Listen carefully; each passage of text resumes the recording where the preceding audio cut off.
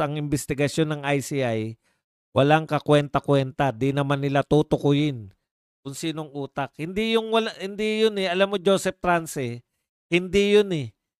Puwede palang tumanggi ka na, mag-appear diyan, wala silang magagawa.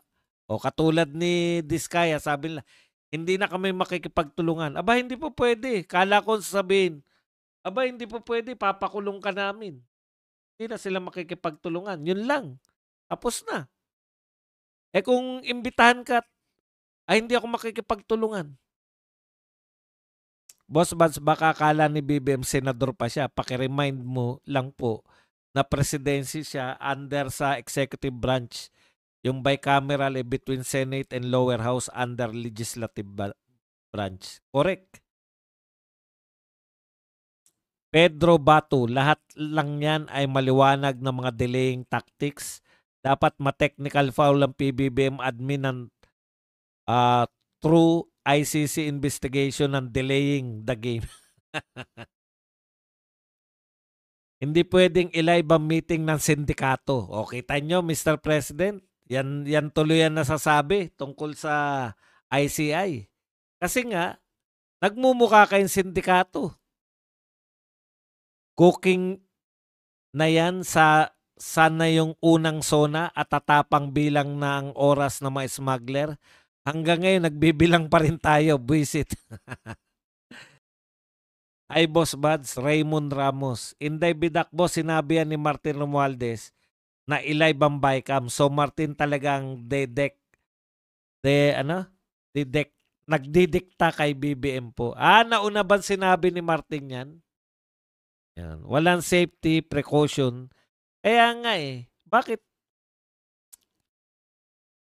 Walang safety precaution ng presidente, kaliwa kanan ng lindol, nasaan ang mga sinurrender ng mga contractors.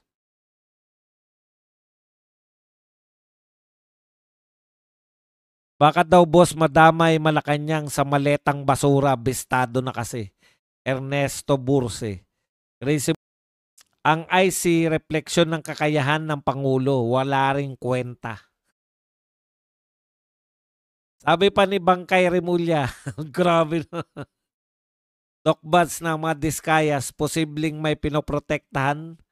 Kapal na mukha talaga ng Jesus na sinungaling na to, as if wala siyang pinapadrino. Siguro kaya umatras sa mag-asawang Diskaya, baka kasama sa script si Tatay Digong at BP Inday Sara. Hindi ko na po masasagot yan kasi tingin ko wala talagang contact yan si Diskaya sa mga Duterte. Kasi blacklisted pa nga yan, di ba? Boss Buds, gusto nilang malimutan ng tao ang flood control para maiba na usapan sa farm to market roads. Correct, lahat po yan. Bubuksan ng Parmali. Investigation, bubuksan po. Samantalang Parmali, nasa korte na yan. Pina-atras yung mga sinampas sa korte para mag-reinvestigation. Bubuksan yung confidential fund. Call naman si BP Sara. Basta lahat ng may confidential fund. Ang problema hindi lang si BP Sara. Kala nyo ba papayag pa yung mga tao? Mga dilawan, mapapapayag nyo. Pero kalokohan po yan. Pinakamalaki pong confidential fund si BBM. Di buksan nyo po rin kay BBM. Problema, talagang tumbok nyo lang Duterte. Okay. Tapos, wala talaga. Ang inuna nila. Kaya nga, pahiyang-pahiya ang mga nagpunta sa Davao City para maghanap ng mga kapalpakan. Para hanapan nyo si Pulong ng kapalpakan, napahiya kayo. Wala kayong nakita. Bakit ako sigurado? Kasama ba ako sa nagpunta? Hindi po. Kung meron nakita yung mga yan, bumabaha na sa lahat ng press. Sa lahat ng dyaryo yung nakita nila. Bayaran niyang media Magtataka ba tayo, bayaran niyang media? Oh. Terbas, nasasalin ba nila ang mga mali-maletang basura? Siya, malamang wala. Kaya nga minaleta yan Kasi po kung ilalagay yan, padadaanin na lang nila sa bangko, di ba? Bank transfer na lang kung legal yung transfer na yan. Illegal nga, eh. Hindi mo idedeklara yung mga illegal. Kaya ano pa ho silbi ng salin? Baka yung mga ari-arian nila sa iba nakapangalan yan, eh. Sana sa iba nakapangalan. Tapos matigok sila, mag yung pinangalanan nila ng mga ari-arian nila, ano yung mademonyo, "Putya sa'kin nakapangalan 'to." Hindi ko na isosoli ito sa mga kapamilya. Sabi ni BBM, hindi siya magre-resign. In short, walang mangyayari sa investigasyon sa ICI. Planado na yan lahat. Okay din, sinortcut mo na lahat, Daphne. Crazy Brooks, wala ba tayo dyan? Crazy Brooks, isang kiss daw kay Amik.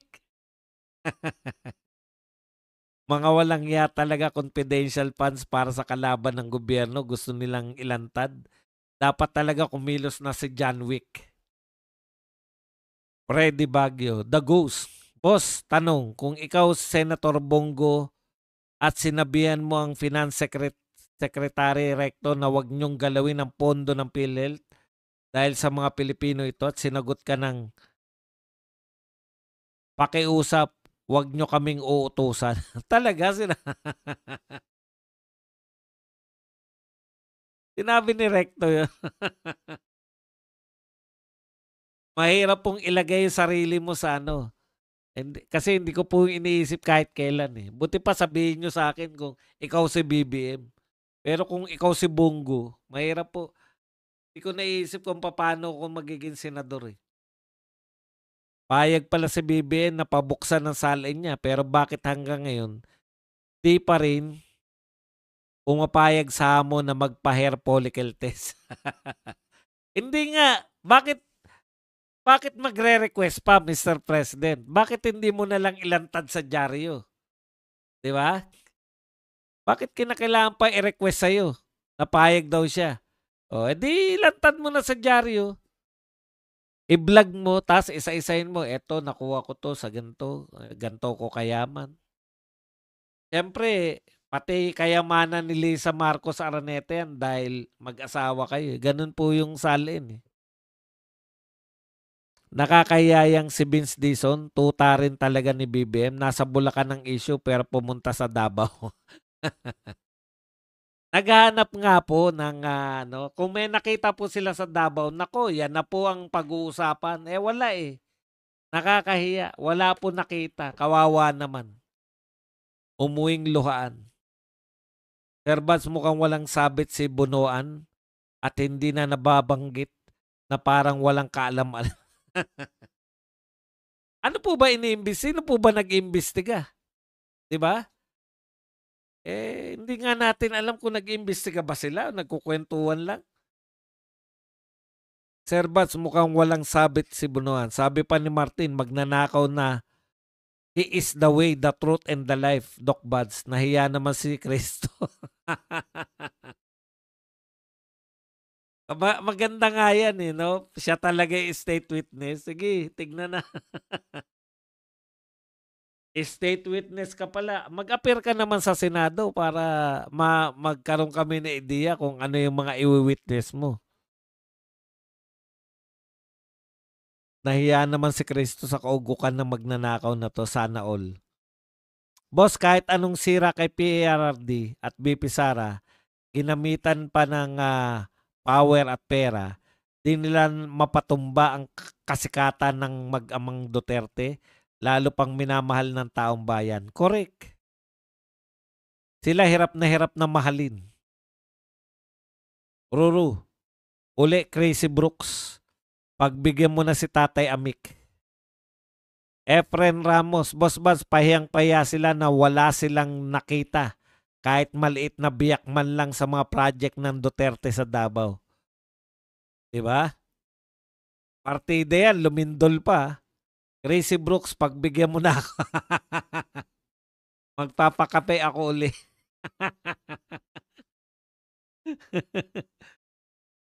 Crazy Brooks, isang nakahalik lang dyan, oh, eh, pakape ulit tayo.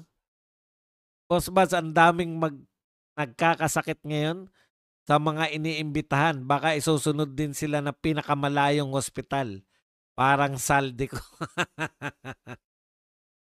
Hawak ng cronies yung pera, assets, etc. Baka tulad ng dati. 'Di ba? Kasi papangalan mo ba sa'yo yan? Kung wala, hindi mo nilagay sa asset, sasalin mo, tas, 'di ba? Hindi mo aminin. Ako, kung ako yan. Martin, parang nangyari na sa tatay niya, may umangkin. Chismis lang yun. Merong umangkin eh. Boss Baz, ang dami nagkakasakit ngayon. Hawak ng evening po sa lahat, Sir Buds. Martin as STE. Din Tom, wala silang choice. Pupunta dito para sabing may accomplishment ang mga yan. Ungas talaga. Gibron umitin. Boss, masyado na nilang sinasalot ang Pinas. Grabe na ginagawa nila. Wowo Pulaw. Ano ang tawag sa salin ni BBM?